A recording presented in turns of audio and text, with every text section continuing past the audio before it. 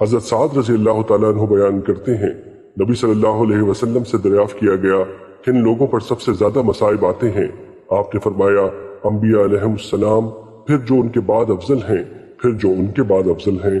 آدمی کو اس کے دین کے حساب سے ہی آزمایا جاتا ہے۔ اگر تو وہ اپنے دین میں پختہ ہو تو اس کی آزمائش بھی سخت ہوتی ہے، اور اگر وہ دین میں نرم اور کمزور ہو تو اس کی آزمائش بھی سہل ہوتی ہے۔ یہ معاملہ اسی طرح چلتا رہتا ہے حتیٰ کہ وہ سطح زمین پر اس طرح چلتا ہے کہ اس کے ذمے کوئی گناہ نہیں ہوتا۔ مشکات المصابیح، حدیث نمبر 1562۔ حضرت عائشہ رضی اللہ تعالیٰ عنہ بیان کرتی ہیں، رسول اللہ صلی اللہ علیہ وسلم کی موت کی سختی دیکھنے کے بعد کسی کے آسان مرنے پر میں رشک نہیں کیا کرتی۔ مشکات المصابیح، حدیث نمبر 1563۔ حضرت عائشہ رضی اللہ تعالیٰ عنہ بیان کرتی ہیں، میں نے نبی صلی اللہ علیہ وسلم کو نزع کے عالم میں دیکھا۔ آپ کے پاس پانی کا ایک پیالہ تھا۔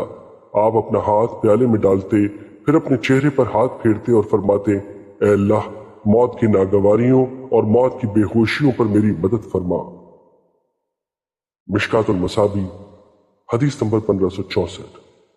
حضرت انس رضی اللہ تعالیٰ عنہ بیان کرتے ہیں، رسول اللہ صلی اللہ علیہ وسلم نے فرمایا، جب اللہ تعالیٰ اپنے بندوں سے خیر و بھلائی کا ارادہ فرماتا ہے تو اسے اس کے گناہوں کی سزا دنیا ہی میں دے دیتا ہے، اور جب اپنے بندے سے شر کا ارادہ فرماتا ہے تو اس کے گناہ کے معاملے کو مؤخر فرما دیتا ہے، حتیٰ کہ وہ اس کے بدلے میں روز قیامت اسے پورا بدلہ دے گا۔ مشکات المصابیح، حدیث نمبر 1565۔ حضرت انس رضی اللہ تعالیٰ عنہ بیان کرتے ہیں، رسول اللہ صلی اللہ علیہ وسلم نے فرمایا، بے شک بڑی جزا بڑی آزمائش کے ساتھ ہے، کیونکہ اللہ عز و جل جب کسی قوم سے محبت کرتا ہے تو انہیں آزماتا ہے۔ جو شخص اس پر راضی ہو تو اسے رضامندی حاصل ہو جاتی ہے، اور جو شخص ناراضی کا اظہار کرے تو وہ اس کی ناراضی کا مستحق ٹھہرتا ہے۔